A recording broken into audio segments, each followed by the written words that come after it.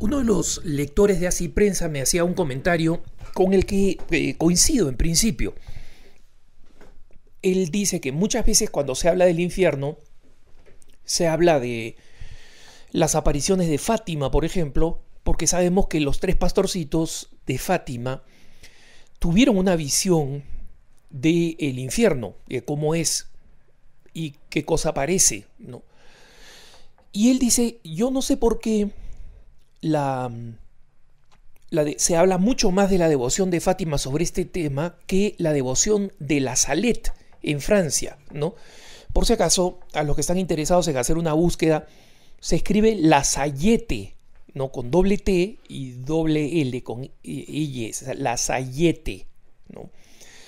La aparición de la Salette es una aparición también del siglo XIX, es una aparición muy impresionante, una aparición que tuvo muchísima oposición originalmente del obispo local.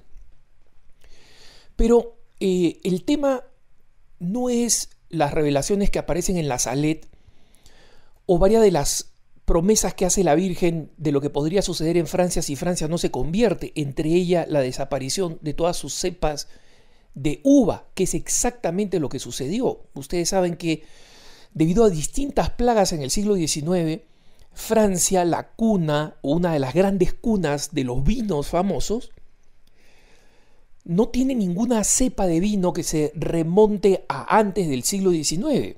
Incluso una famosa cepa francesa es hoy en día una cepa de vino chilena, la cepa Carmener, que caracteriza a un vino chileno, es el único país que tiene Carmener, porque esta cepa, que era originalmente de Francia, había sido en algún momento sembrada en Chile y solamente ha sobrevivido en Chile y no en Francia, y en consecuencia una cepa que históricamente alguna vez fue solo francesa, hoy en día ya no lo es.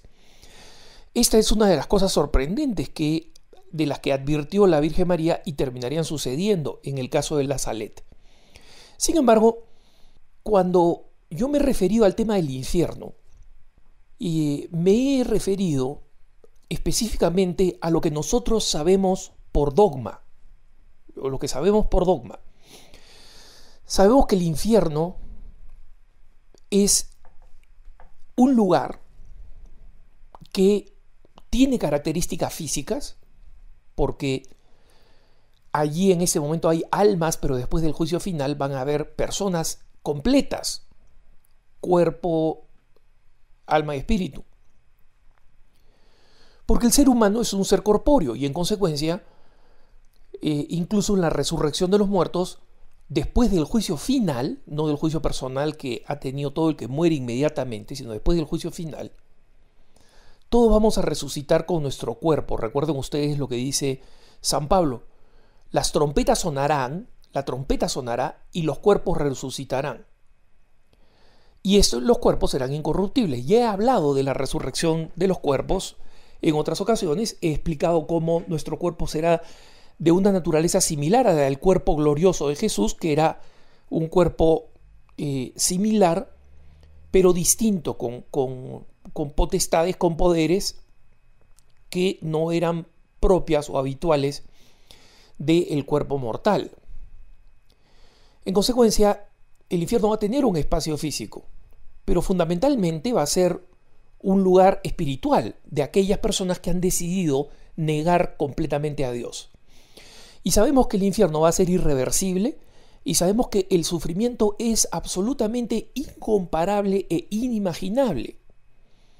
Y es por eso que la imaginación cristiana, y esto no es el dogma, sino la imaginación cristiana, enseña o ha mostrado muchas veces el infierno como un lugar en fuego permanente y donde el dolor del fuego, el dolor del consumirse del fuego es intenso, pero no se acaba nunca porque los cuerpos no se consumen.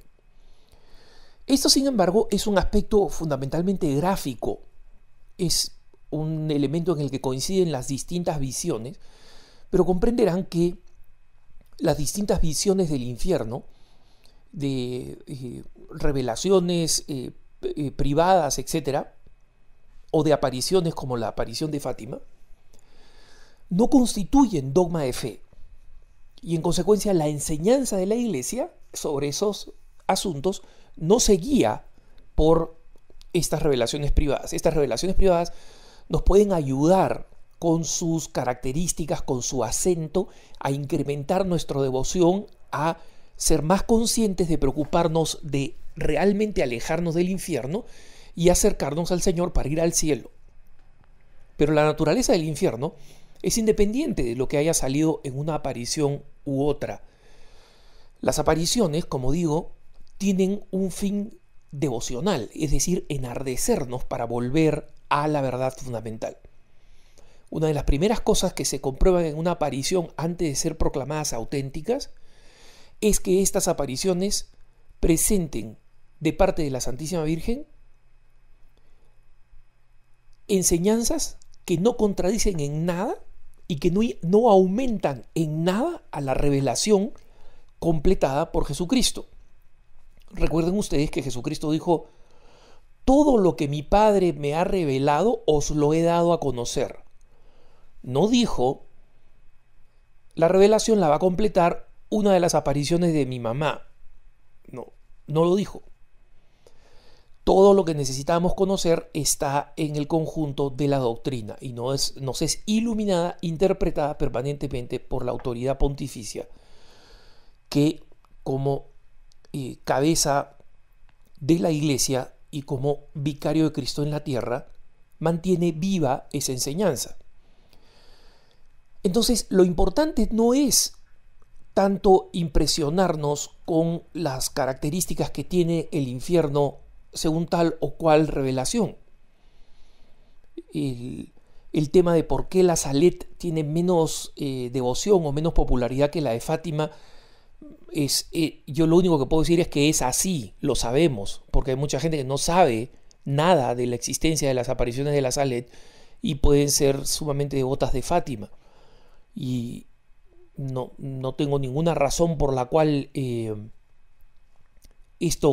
ninguna explicación por qué una es más popular que otra, pero sí les puedo decir que eso para la Iglesia es irrelevante. La Iglesia no va a decir: oye, un momentito, no se olviden de esta otra aparición. No, la Iglesia acepta en un determinado momento que la Santísima Virgen María efectivamente se apareció en un sitio y no en otros, porque determina que son falsas otras apariciones también, y eso toma algún tiempo determinar si son verdaderas o falsas, pero la Iglesia enseña que básicamente estas apariciones han sido enviadas para motivar la fe de los fieles y corresponde a los fieles, una vez que han sido declaradas verdaderas, corresponde a los fieles adoptar, seguir sus enseñanzas o sus prácticas. No enseñan nada nuevo de lo que realmente significa el infierno, que no va a tener fin, que quienes entran ahí no van a salir nunca jamás, porque va a ser la consecuencia de su opción, de su propia libertad. Que tengas un buen día.